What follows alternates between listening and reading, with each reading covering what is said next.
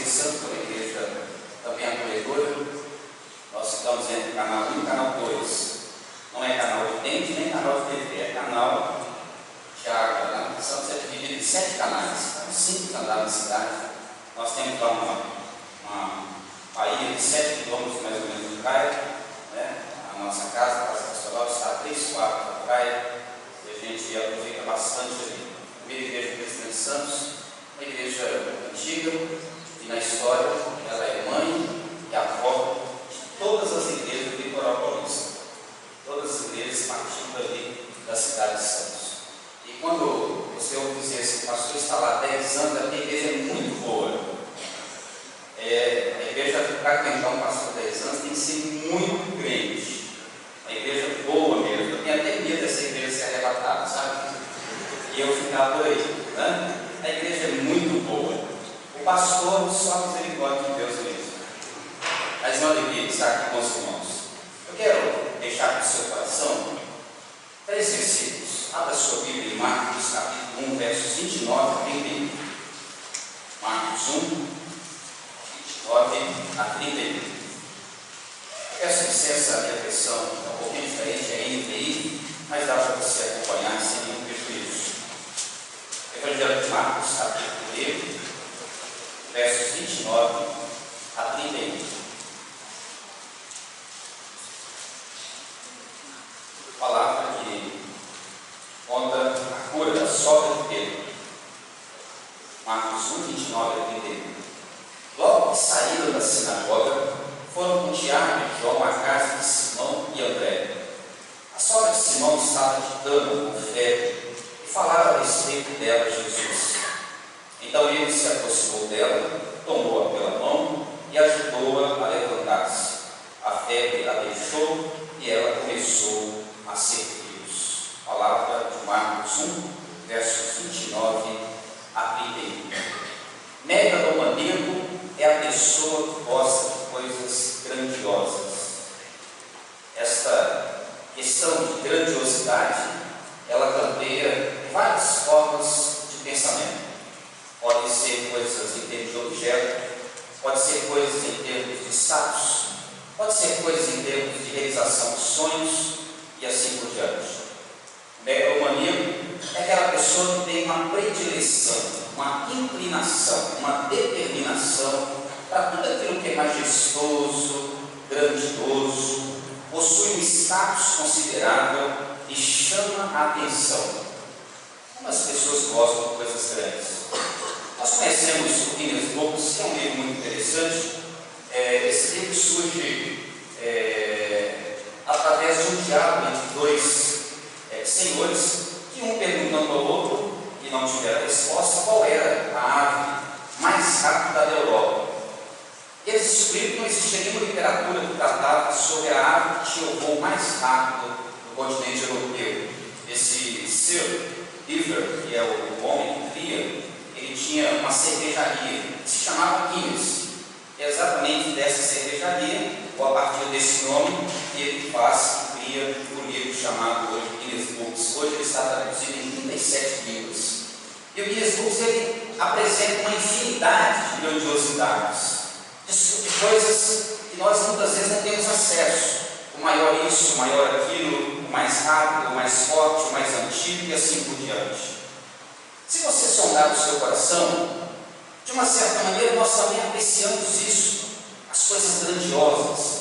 Eu olho, por exemplo, para as celebridades, vamos colocar aí como exemplo, os artistas, como eles gostam de coisas grandes.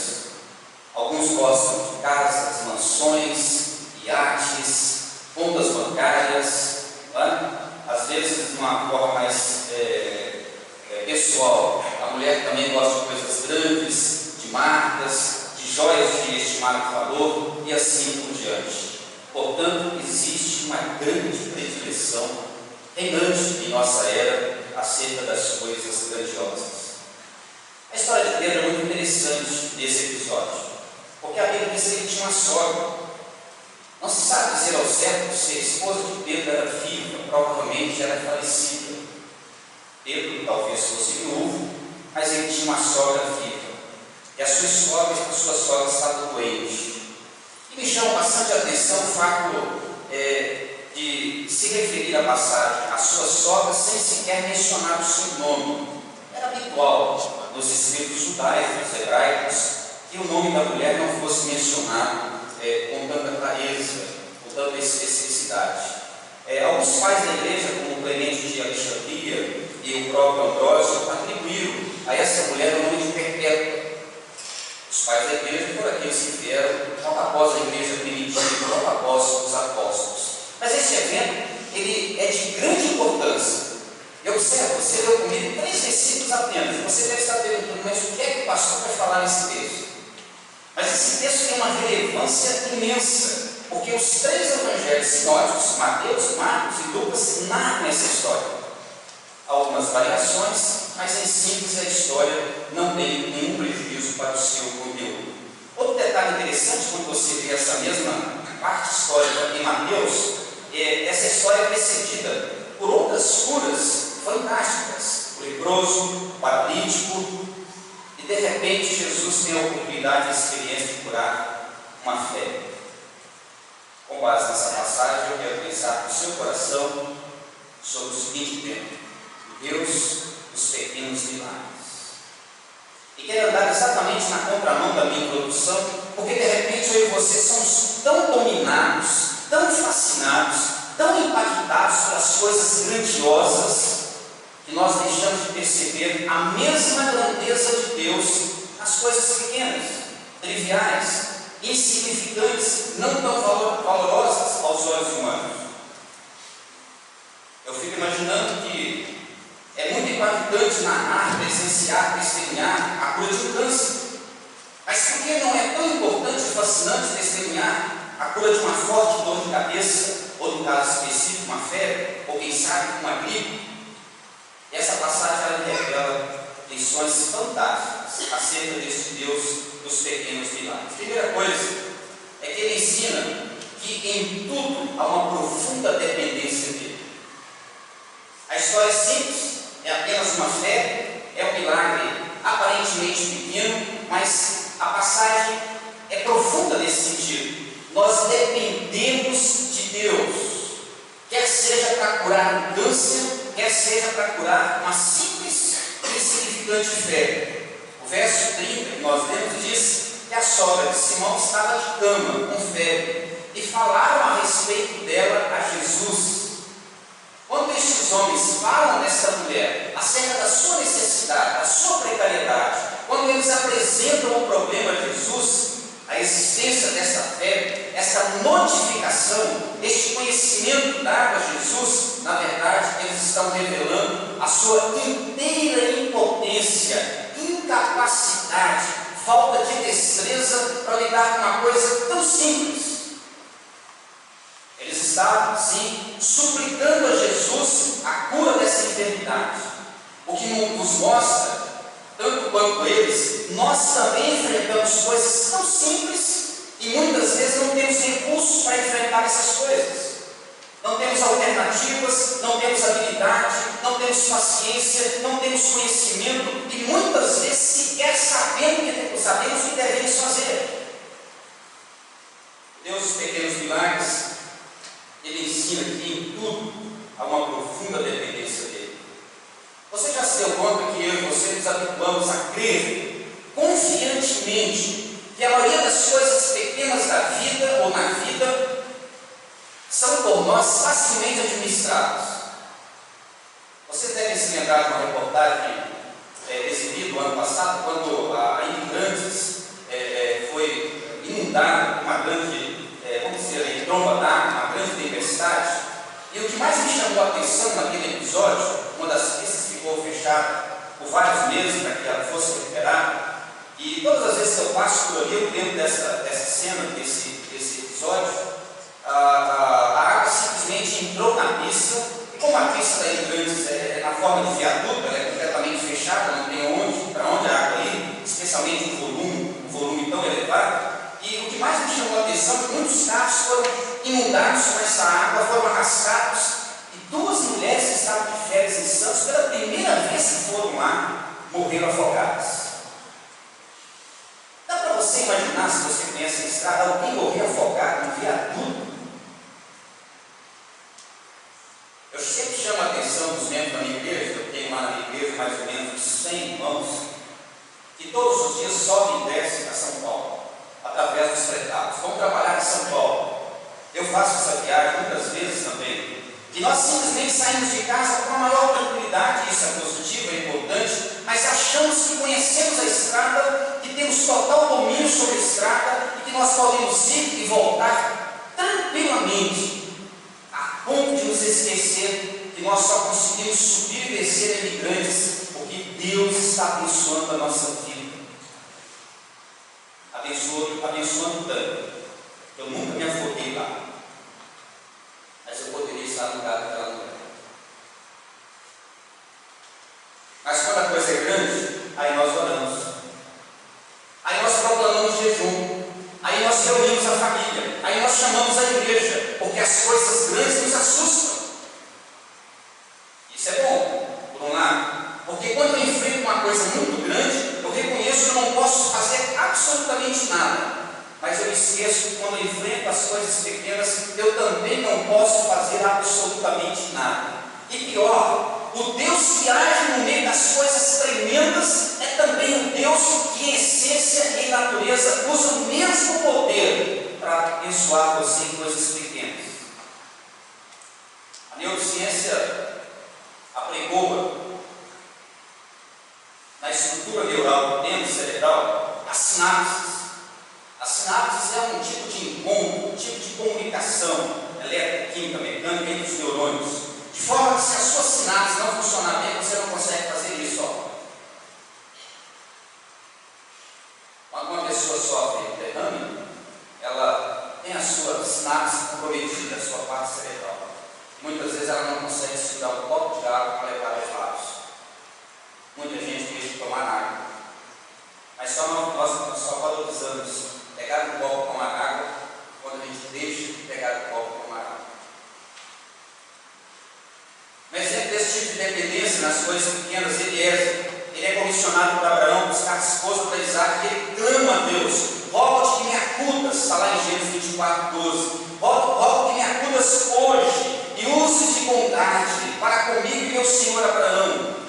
Paulo desenvolveu o seu raciocínio espiritual dentro dessa mesma modalidade, pois ele disse em Atos 17, 28, pois nele, em Cristo, no Senhor, nós vivemos e nos movemos e existimos.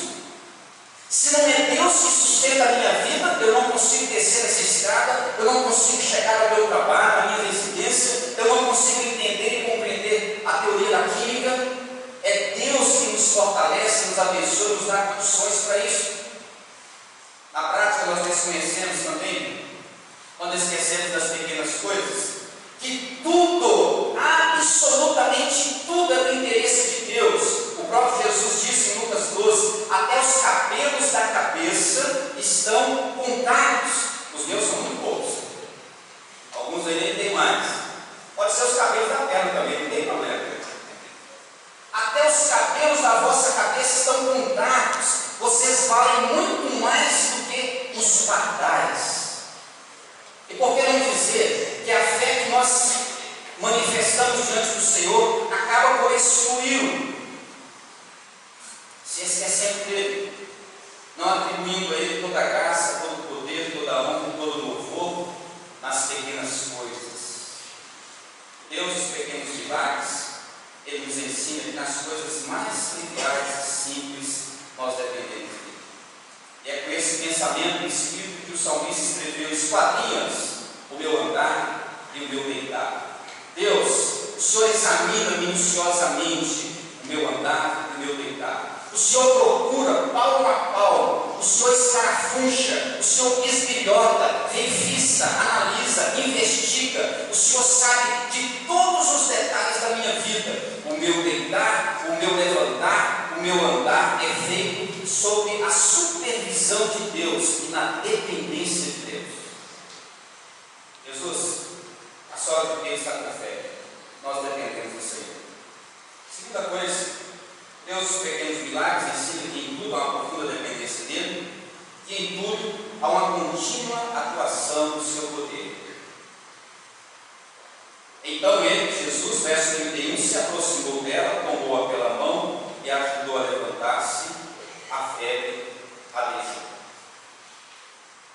O Deus que ouve, entre muitas necessidades e clamores, algumas coisas extremamente urgentes, entre tantos que precisam, este Deus é capaz de ouvir você e a mim com exclusividade, quase de modo particular. Um Deus que de fato atua continuamente, fazendo uso do seu poder sobre a nossa vida, e o poder dele começa na sensibilidade e capacidade que ele tem de ouvir, compreendendo o significado do clamor que existe na alma, no coração, a importância disso. Jesus ouve. Depois dessa palavra, que Jesus vai ao encontro dela. É esse Deus que se aproxima, é esse Deus que não se distancia, é esse Deus que se aproxima com profundo interesse. É um Deus que não se aliena, que não faz vistas grossas, muito pelo contrário, ele se aproxima e busca intimidade, e busca mais e mais aproximar-se do carente. Esse Deus em poder é o Deus que estende a mão para a sogra de Pedro, é o Deus de ajuda. A mão estendida tem essa figura, esse significado, ainda que o texto esteja dizendo de algo muito prático. Essa mão que cuida, essa mão que busca, essa mão que alcança, essa mão que resgata. Deus das pequenas coisas, dos pequenos milagres, é aquele Deus que toca carinhosa e milagrosamente a sua vida, e o resultado é a cura da febre, da solidão, da falta de paz, da desesperança, da angústia. Louvado seja o Senhor, que ama a sua vida e a minha vida, nas grandes e nas pequenas coisas, que sempre procura estar próximos a nós. O salmista no Salmo 139 fala assim: olha, eu posso me deter lá nos confins dos mares, eu posso fazer a minha morada no mais profundo abismo, eu posso campear pelo lugar marcado pela mais profunda escuridade. Até lá, em todos esses lugares, a tua mão haverá de guiar a minha vida. O agir de Deus, a manifestação do seu poder, é um agir sem impedimento. Moisés foi um homem que teve muitas experiências com Deus, e a semelhança de Moisés, mesmo sendo ele um homem crente, sem questionar isso, ele precisava crescer com ele. Lá em Números, no capítulo 11, Deus falou com Moisés e ele responde. Respondeu Moisés: Senhor, eu tenho 600 mil homens aqui de pé. É este o povo no meio do qual estou, o deserto. E tu disseste: dar-lhes carne e a comerão o mês inteiro. Matar-se-ão para eles, Senhor, rebanhos de ovelhas e de gado que lhes basta? Será que nós vamos conseguir construir aqui um frigorífico capaz de sustentar esse povo durante tanto tempo, um mês? Só homens, 600 mil? É o que Moisés pergunta. Deus, nós vamos conseguir juntar para eles todos os peixes do mar para que seja suficiente para saciar a sua fome? 600 mil homens? Deus, como é que isso é possível? Aí Deus responde em Números 11, 23. Porém o Senhor respondeu a Moisés: descia, será que a minha mão encurtou? Agora mesmo verás se cumprirá ou não a minha palavra. São 600 mil homens, Moisés. Eu vou encher esse povo de carne. Eu queria falar meio que eu amo carne. Não é assim que acontece na vida da gente? Nós achamos que Deus não pode e não está ao seu alcance. Como é que nós achamos isso? Quando perdemos a nossa fé, a nossa confiança no Senhor, nos desestabilizamos, nos deixamos ser levados pelos desânimos, abatimentos, frustrações, distanciamentos, e vamos de prejuízo em prejuízo. O profeta Isaías diz no capítulo 43: desde os dias mais antigos eu sou Deus, eu sou, não há quem possa livrar alguém de minha mão. Agindo eu, agindo eu, quem impedirá? Deus, os pequenos milagres, ensina que Ele sempre faz uso do seu poder nas coisas grandiosas e também nas coisas pequenas. O agir de Deus muitas vezes acontece, amados, nas entrelinhas. São agir, ou um tipo de agir, perdão, imperceptível. Coisas que acontecem e nós nem sabemos que Deus está por trás do acontecimento. Até as obras da criação de Deus, tudo Ele fez formoso e perfeito no seu devido tempo. Também pôs a eternidade no nosso coração, diz a palavra, sem que nós pudéssemos discernir, distinguir, descobrir as obras de Deus, obras que Ele faz desde o princípio e fará até o fim. Deus age. Vede, diz o profeta Abacuque, entre as nações, olhai, maravilhai, desfaldecei, porque realizo em vossos dias obra tal, que não crereis quando vos for contada. O agir de Deus é impressionante, maravilhoso, porque Deus age com o seu poder sobre a sua vida. Aliás, eu e você nem precisamos invocar o poder de Deus, Ele já está. Basta que você olhe, a começar pelas pequenas coisas. Você pode acreditar que o seu filho chega à escola todos os dias porque você tem um profissional da banca que leva o seu filho com muita habilidade, mas não é. É Deus que abençoa o seu motorista para levar de segurança o seu filho até a escola. Nunca deixe de agradecer por isso. Meu garoto mais velho, moramos em Santos, ele trabalha em Patão. A empresa que ele trabalha presta serviço para os Minas. Para mim tem sido uma prova de fé, porque ele vai todos os dias para os Minas de moto bis. Eu não sei se é bicicleta, motorizada ou moto. Ele vai de bis. Para quem conhece ali a nossa saída, o Anchieta, depois a Piaçapera, você sabe que ali nós temos um grande problema, muitos caminhões. E você sabe que Santos, aquela baixada ali, é a região que mais chove do Brasil. Hoje choveu o dia inteiro em Santos. E eu fico aqui com o meu coração apertado. Todos os dias que meu filho chega, eu ouço o barulho do motor da bis, eu levanto os meus olhos para o céu e agradeço.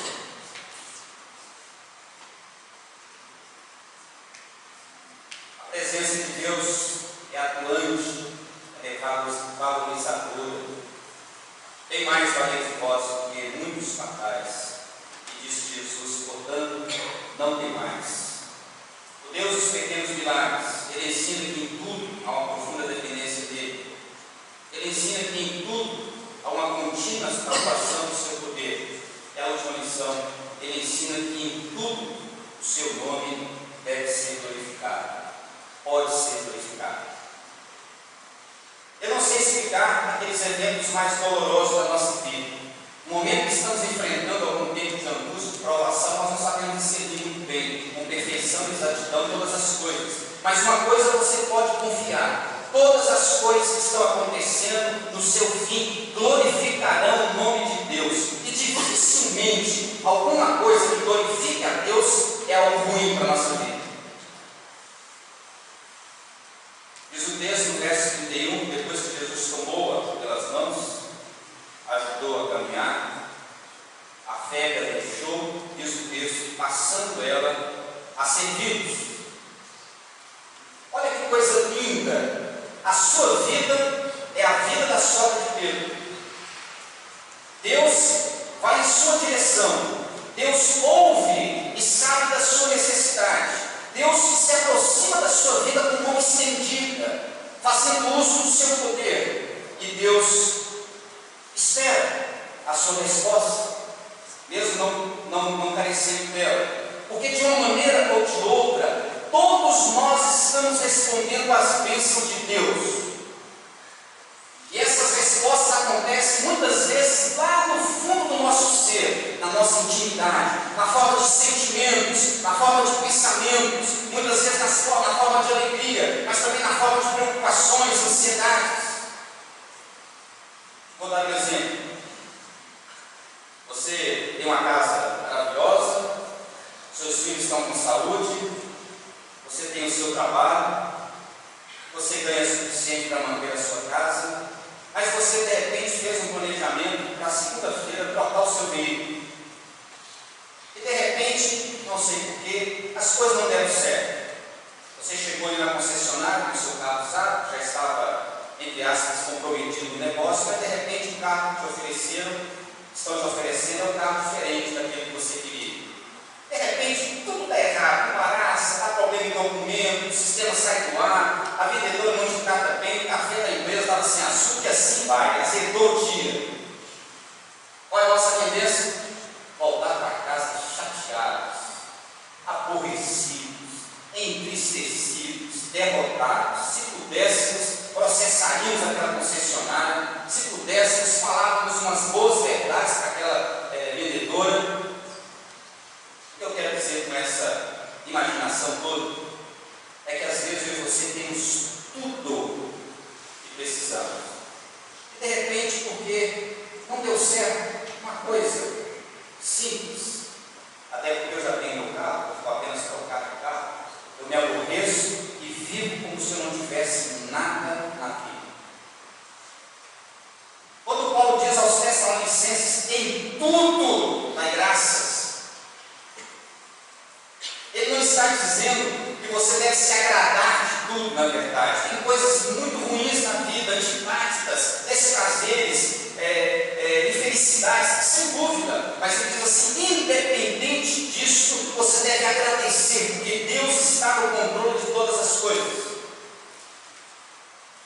Eu conto uma história que eu presenciei, no bom sentido, no jornal. O episódio aconteceu, vocês todos se lembram, quando aquele primeiro voo da TAM caiu aqui em São Paulo, aí no Jaraguá, e aquele voo ele passou por Uberlândia, ele ia em direção a outra cidade, veio de Brasília, alguma coisa assim, né? E ali em Uberlândia, um dos empresários chegou ao aeroporto para pegar aquele voo, menos do que poltronas, ele acabou ficando para trás. Ele tinha compromisso aqui, ou para frente, melhor dizendo, lá para o Nordeste da vida, e ele não podia se atrasar para esse compromisso. E ele brigou muito no aeroporto. Ele brigou muito, ele falou muito palavrão, xingou todo mundo, quase partiu para agressão física, segundo ele contou no Correio do Uberlândia. Ele ficou mais ou menos brigando com aquele pessoal em torno de 1h e 20. Chamou a polícia, chamou o advogado, né? E fez um estardalhaço. Até que chegou a notícia que o avião tinha caído. E ninguém sobreviveu. Quando ele recebeu a notícia, ele se ajoelhou, chorou, pediu perdão a todas as pessoas a quem ele havia ofendido, porque se ele tivesse entrado naquele avião, ele teria morrido com bem. Quantas vezes você já perdeu o avião? Tudo bem, pode ser que não tenha caído, tomara que não tenha caído mesmo. Mas às vezes eu e você ficamos assim também, nós não entendemos que os cuidados de Deus excedem a nossa limitação. Às vezes eu quero uma coisa e Deus não quer para mim aquilo. De repente um carro da concessionária é só dar problema para você, problema mecânico, você quer ser roubado, e Deus te preservou, mesmo que você não entenda isso no primeiro momento. Por quê? Porque eu e você, de uma forma ou de outra, estamos respondendo às bênçãos de Deus. Foi o que fez Abel e Caim. A Bíblia diz que Deus se agradou de Abel e do seu sacrifício, primeiro de Abel, porque o coração desse homem reconhecia que aquilo que ele estava oferecendo a Deus, na verdade, era do próprio Deus e não dele mesmo. Quando eu venho ao gasofilácio fazer o meu dízimo, as minhas ofertas, eu não estou simplesmente pagando, contribuindo, eu não estou ajudando, eu estou simplesmente entregando ao Senhor aquilo que Ele já me deu uma proporção muito maior. E ai de mim se eu não tivesse reconhecimento do coração, porque se esse coração não reconhecer isso, esse coração não serve para cultuar e para servir. Deus se agradou do sacrifício de Abel, mas reprovou o sacrifício de Caim, porque Caim não deu o melhor que ele tinha. Caim não deu voluntariamente, Caim não deu com alegria, Caim não deu reconhecendo que tudo que ele tinha vinha das mãos de Deus. Os 10 leprosos saíram ao encontro de Jesus, segundo Mateus 17. Depois que Jesus cura a todos, diz a palavra que apenas um voltou para dar glórias a Deus. E Jesus pergunta, mas não eram 10 os leprosos? Onde estão os 9? E esse que volta é um estrangeiro, era um homem que não sabia de fé, é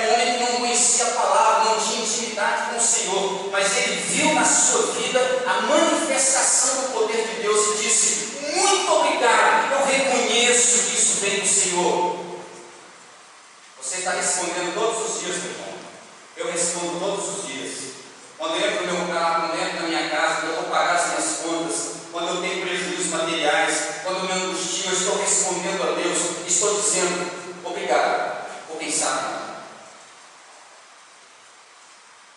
Eu vejo hoje tanta gente que não passou para o estágio do serviço, da honra, da gratidão, do louvor, da glória. Essa mulher foi curada, e a primeira coisa que ela faz é servir a Deus. Eu e você fomos curados da condenação eterna.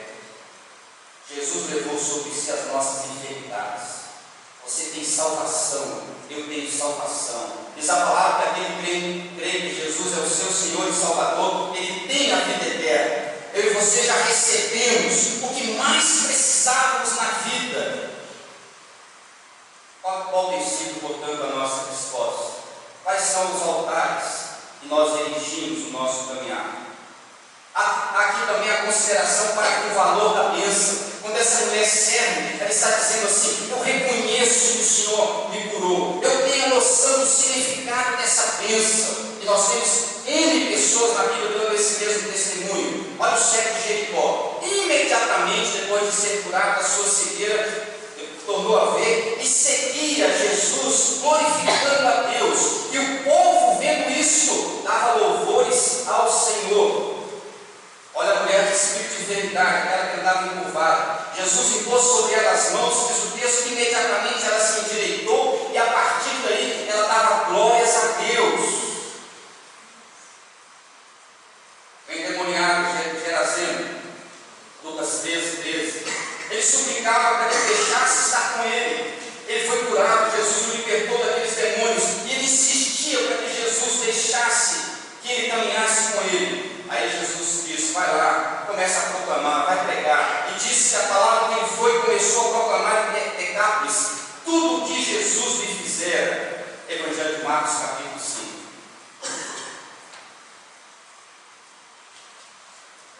Sem dúvida, reconhecer o favor de alguém trata-se até de uma modalidade de educação. E nós fazemos isso com muita habilidade. Alguém me ajuda, socorre no momento de crise, dá uma carona, empresta um dinheiro, e dá um conselho. Minha esposa passou por uma cirurgia, e muitas irmãs na nossa proximidade foram até a minha casa, deram uma comidinha, algumas fizeram lanche, algumas ficaram com ela enquanto visitas chegavam, muitas visitas. Eu reconheço e agradeço pela vida dessas irmãs. E essa gratidão ela está acontecendo todos os dias na minha vida. Eu não posso esquecer o que as pessoas fizeram por mim. Mas eu também não posso esquecer o que Deus tem feito por mim desde o dia que Ele me salvou. Teve muita gente que recebeu bênção. Esaú teve bênção sem medidas, mas não soube aproveitar a bênção. Saul foi cercado de todos os cuidados de Deus. Deus encheu a vida de Saul de bênçãos, mas ele não fez bom uso das bênçãos, perdeu as suas bênçãos. Você sabe aproveitar as bênçãos de Deus? Eu costumo dizer o seguinte, que a vida do crente é assim.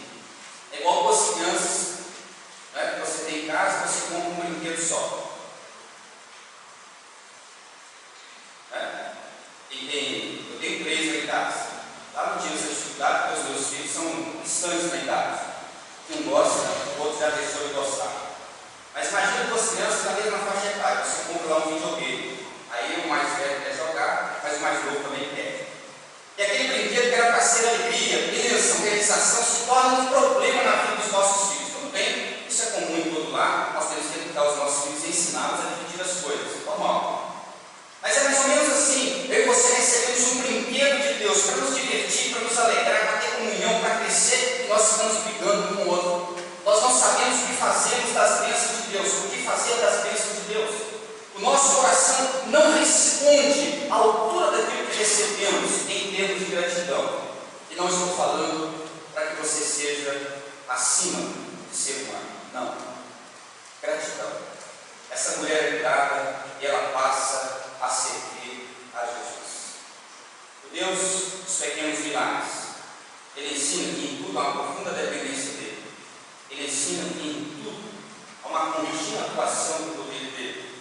E Ele ensina ensina que em tudo nós podemos e devemos glorificar o seu nome.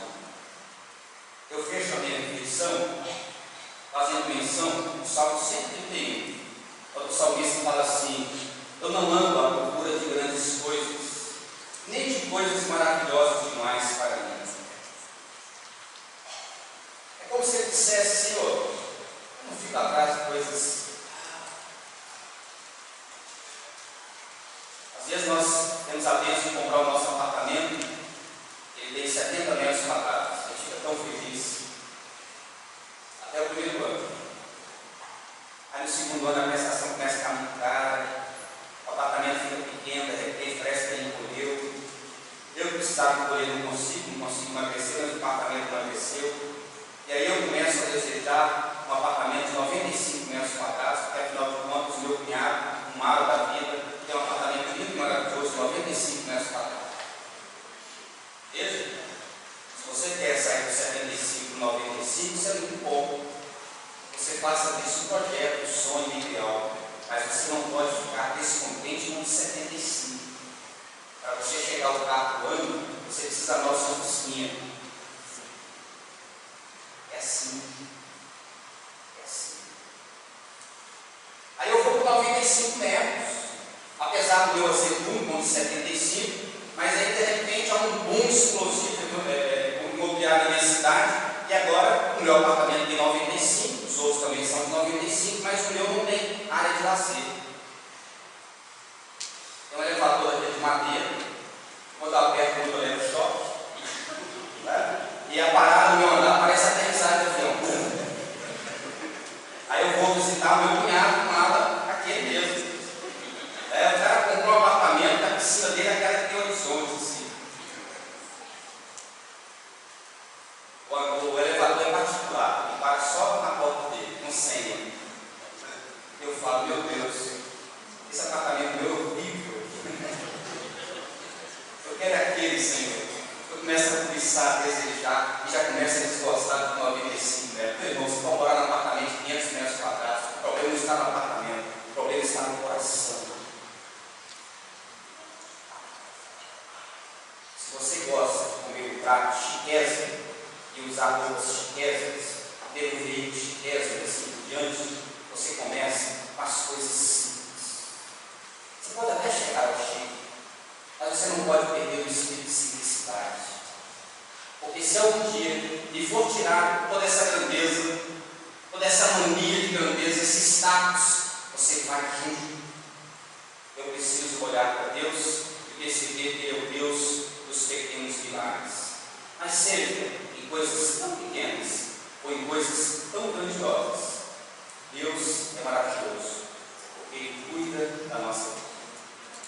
Eu preciso fazer o que você precisa fazer: mudar o coração, mudar os nossos sentimentos. Decidir: Senhor, hoje eu vou ser uma pessoa agradecida.